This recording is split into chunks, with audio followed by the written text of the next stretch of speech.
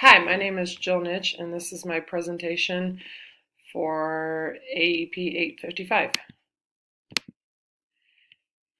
2 years ago, we started discussing the KISA process as a district, and then last year, if not the year before that, um, as a school building, we sat down and we ranked ourselves on each rubric to try to figure out what our goal would want to be. Those rankings, like I said, eventually led to a district and a building goal. Um, Based off of those rankings, when everybody looked at the rubrics, the first goal of the district was to focus on relevance, with an emphasis on curriculum instruction, student engagement, and or technology in each building measured by post-secondary success and local measures. They're focused on relevance with an emphasis on curriculum instruction, student engagement, and or technology in each building, again measured by the post-secondary success rate and local measures. I feel at our middle school that we do a very good job of making our learning relevant. We have a CCR coordinator at the middle school that does a very good job in the classes that she teaches, and every single eighth grader does some sort of job shadowing, which I think is very important for them to get out into the workplace and see what's out there and see what it's going to take to actually perform that job they're interested in. We also have one-to-one Chromebooks at the middle school. We do SLAB conferences, we call them, which are student-led advisor-based conferences at the end of the year where the teacher has to bring their parent in and they discuss their grades, what their best work was, what their worst work was, and then what their favorite work was. And then they have to also discuss goals for next year and how they're going to achieve those goals and things that could hold them back from those goals. I think that's very important just to get the kids talking with their parents, teaching them how to lead a conference like that. And then there's an incentive for them bringing their parents in. There's some sort of incentive party like a cowboy cookout or a luau or Italian dinner, I think are the three that we do.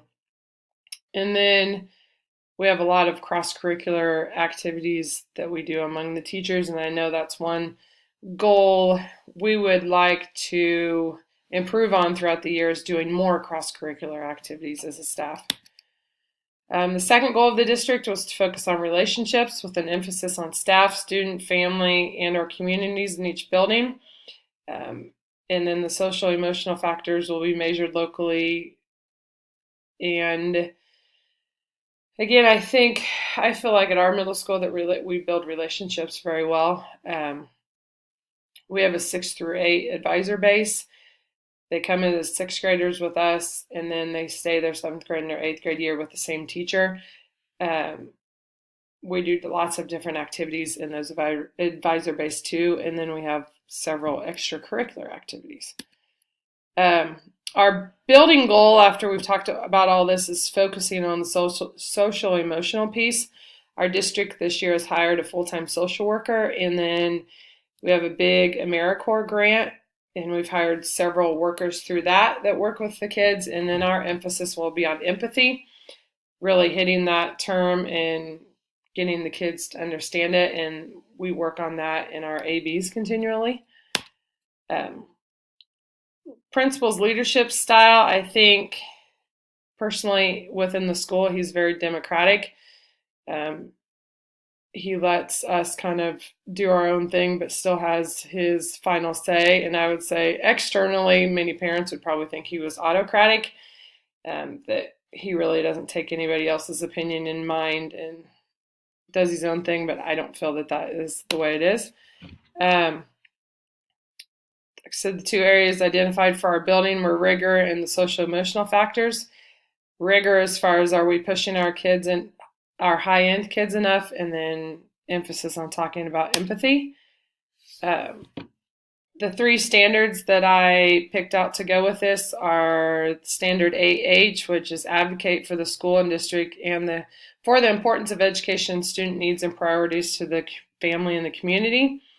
7B, which is empower and entrust teachers and staff with collective responsibility for meeting the social, academic, emotional, and physical needs of each student pursuant to the mission, vision, and core values of the school, and then provide coherent systems of academic and social support services, extracurricular activities, and accommodations to meet the range of learning needs for each student.